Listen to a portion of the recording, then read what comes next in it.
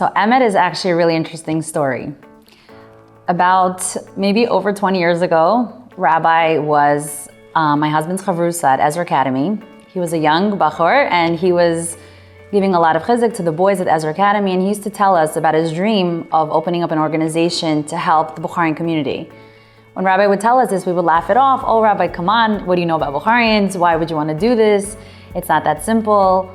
And Rabbi said, no, I have this dream, I have this mission, and I'm going to do it. Little did we know that this man was on fire and he was going full force to help the Bukharian community, and that's when EMET was born. They just had such a passion for what they did, such a vision of how they wanted to help, that we saw a dream come true from such an early age. Now it's been 20 plus years and we see how many lives have been affected with those who have been a part of EMET. I myself and my husband, we've known him since we were 14 years old. Here we are with Kanai Nahara children and living a Torah lifestyle. I can't believe how much he has accomplished and how much more he's going with the whole EMET staff and how much devotion and passion they give to the Jews of our community to help them get closer to Hashem. To me, if I can describe EMET in one word, I'd have to say family.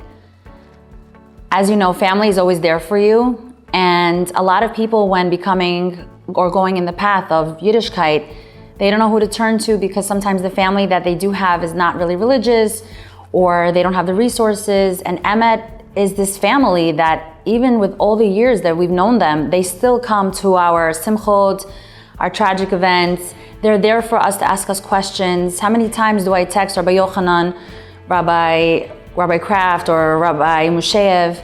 Rabbi Musheyev still continues to be my husband's learning partner at work. He'll come to my husband's work just to learn with him so that some Torah is going into our lives. If I have a kala question, not a kala question, like a mikvah question or a nida question, something I'm not sure about, Rabbi Kraft, Mrs. Muscat are there at any point of the day. It's crazy how many text messages are going back and forth in group chats. If someone needs something and I see what's there, they don't stop at any hour of the night. It's crazy. Family, because a lot of people don't know where to go after college or during college when they're finally becoming religious, and EMET makes you feel a part of something bigger than just your regular family. They give you a place to learn. Recently we did a fashion show. I was just amazed about how much the girls who were on the EMET, on the other side of EMET once upon a time ago, learning about becoming religious, now are mentors to the new generation of EMET girls. They taught them, they were teaching them about style, but also about how to be modest. And they did a whole fashion show and they pulled it off in less than a week. And I was so happy to be a part of it because now the girls of this generation have an idea about how to modestly dress, but still look like they're part of this generation. And family in the sense that whenever we do go on trips or we do go on Shabbatonim or we do have an event, they're there for you any time of the day.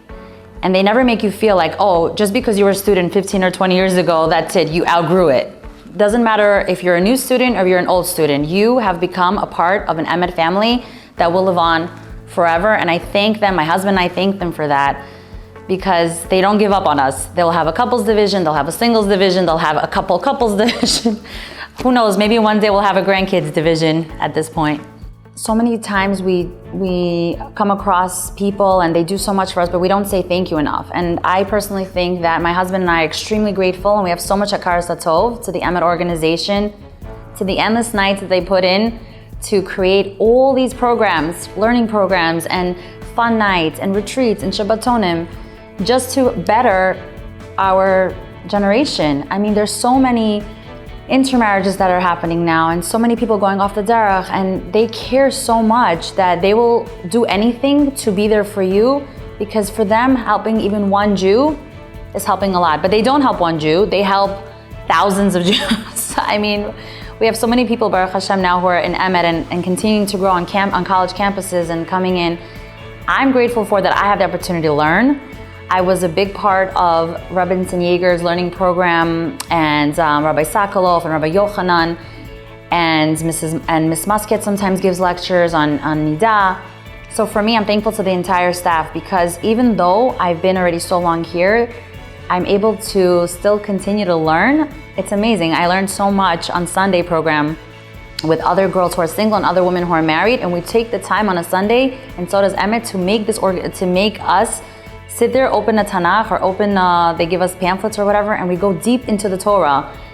And I learned that when you're learning constantly and you're growing, that is the true happiness. So thank you, EMET, for always being there for us, giving us the opportunity to learn, and giving us such amazing Rebbeim and staff who help us achieve that goal.